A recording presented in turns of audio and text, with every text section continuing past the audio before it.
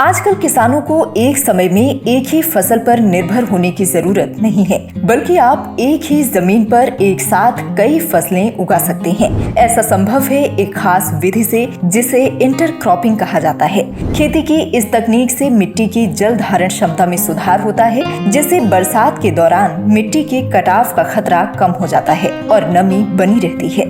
अगर किसी कारण से एक फसल को नुकसान हो जाए तो इस विधि से खेती करने पर दूसरी फसल से किसान को सहारा मिल जाता है और उनकी आमदनी का जरिया बना रहता है।